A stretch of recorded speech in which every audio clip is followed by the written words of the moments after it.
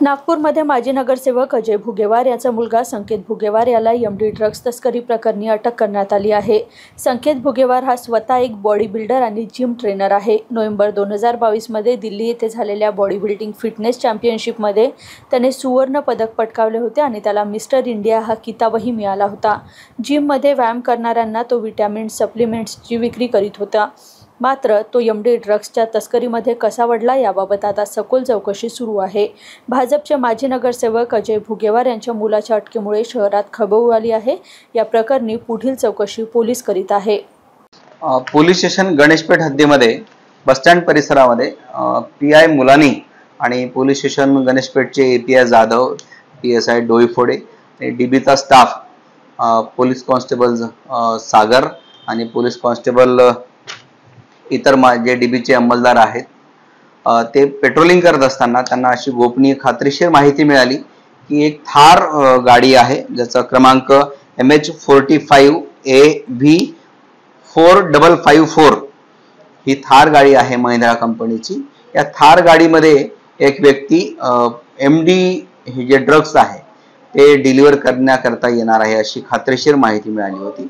त्या अनुषंगाने आमचे पोलीस पथक सापळा रचून तयार होते आणि जेव्हा ती गाडी पोलिसांना दिसली तर ताबडतोब ती ताब्यात घेऊन त्यामध्ये असलेला इसम संकेत अजय भुगेवार व 29 वर्षे, राहणार प्लॉट नंबर 1011 आशीर्वाद नगर NIT गार्डन जवळ पोलीस स्टेशन सक्करदरा हा मिळून आला। त्याची अंगझडती घेतली असता त्याच्यामध्ये त्याच्या खिशामध्ये एकूण 16 ग्राम 7 मिलीग्राम MD पावडर मिळून आली, ज्याची किंमत 1,67,000 अशी होत आहे।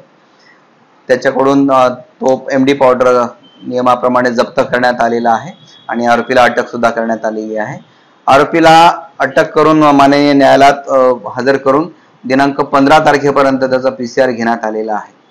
या दरम्यान आरोपीकडे आम्ही तपास केला, त्याबद्दल त्यांनी सांगितले की ही जी पावडर आहे ती पावडर ऍक्च्युअली प्रणय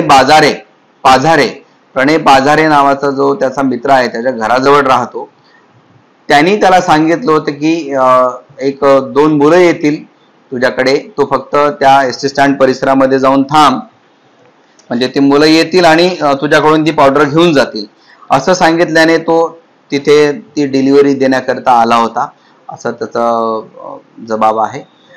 त्याच्यानंतर तो जो दुसरा आरोपी आहे तो अद्यापपर्यंत फरार आहे। आम्ही त्याच्या मागावर आहोत, लवकरच आम्ही त्याला सुद्धा अरेस्ट करू।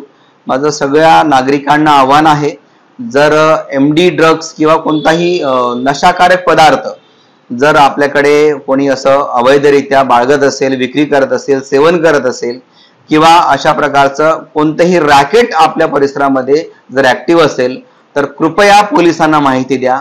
आत्ताच आदरणीय माननीय CP sir doctor Ravindra single sir यांनी ऑपरेशन थंडर संपूर्ण नागपूर शहरात राबविले होते। त्या ऑपरेशन थंडर अंतर्गत पोलिसांनी हाच संदेश समाजाला दिलेला आहे की अशा प्रकारचे कोणतेही ड्रग्स, गांजा किंवा हेरोईन, ब्राउन शुगर, MD या प्रकारचे जे नशाकारक पदार्थ आहे त्याचं कुठेही कोणीही सेवन करणार नाही किंवा कुठेही विकलं जाणार नाही किंवा कोणीही अवैध व्यवसाय करणार नाही।